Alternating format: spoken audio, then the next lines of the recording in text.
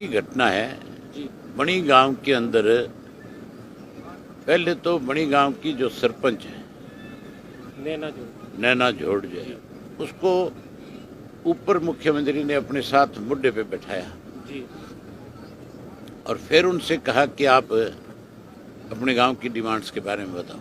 जी जब उन्होंने डिमांड रखी गांव की, पहली डिमांड रखी थी कि हमें लड़कियों के लिए कॉलेज चाहिए, जी और जब वो दूसरी अपनी डिमांड रखने लगी तो उसकी बात सुनने की बजाय उसको धमकाना शुरू कर दिया जी कि मुझे सारी जानकारी है तेरे बारे में, जी तू तो कह अपने से बड़ों का सम्मान नहीं करती।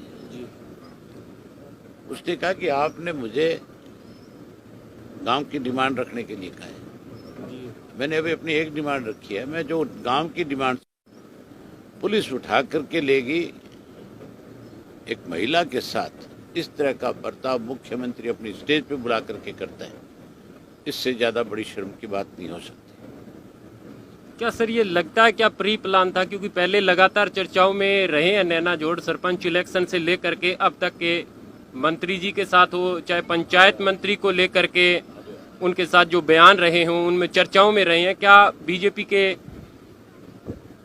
वो पढ़ी लिखी औरत है, लड़की है, अगर वो गांव के लोगों ने उसको सरपंच चुना है तो उसकी जिम्मेवारी बनती है कि वो अपने गांव के विकास के लिए अपनी तरफ से सरकार के सामने अपना पक्ष रखे।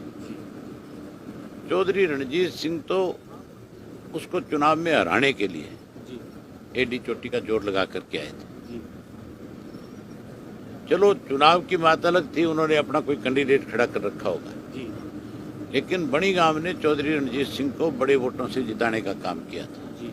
चौधरी रणजीत सिंह की जिम्मेवारी तो ये बनती थी कि भाई जब वो सरपंच बन गई तो उसको बुला करके आशीर्वाद देते, उसको कहते कि भाई बेटा अब आज के बाद तू हमारी रिलेटिव भी है, कोई भी गांव का साझा काम है, जितनी बड़ी तेरी जिम्मेवारी है मैं हल्के का नुमाइंदा, उतनी बड़ी मेरी भी है, तू मुझे बता, मैं और तू दोनों मिल करके करेंगे। बजाय उन्होंने ये कहने के, उन्होंने तो खुंदक बना ली इस बात की कि इसने मुझे कैसे हरा दिया। उसने तो उस सरपंच जो सामने चुनाव लड़ा था, उन्होंने अपने आप को कहा कि मैं सरपंच हूँ, तो फिर तू मिनिस्टर क्यों है भाई, छोड़ दे मिनिस्ट्री, सरपंची का लड़ ले। तो इस तरह का सरकार का जो व्यवहार है, एक सरपंच जो है गांव का, एक गांव का आम नागरिक तो हो सकता है उसको पूरी समझ ना हो, लेकिन जो इन पदों पे बैठे हुए लोग हैं, इनको तो ये बात, इस तरह की छोटी बातें अगर ये करते हैं तो फिर ये मान के चलो कि ये मानसिक रूप से पीड़ित है।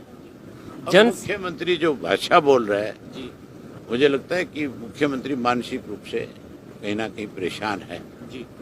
मुख्यमंत्री को इस तरह की बातें करने से पहले सोचना चाहिए कि तू किस पद पे बैठा है। ये मुख्यमंत्री के पद पे बैठ के कह रहा है इसको जूतों से मारो, अगर ये मुख्यमंत्री ना हो और अगर कोई किसी को ये कहे इसको जूतों को मारो तो लोग इलाज कर दे 1 मिनट में। ये छोड़ के फोर्स ये कह के देखे ना किसी के सामने ऐसी बात।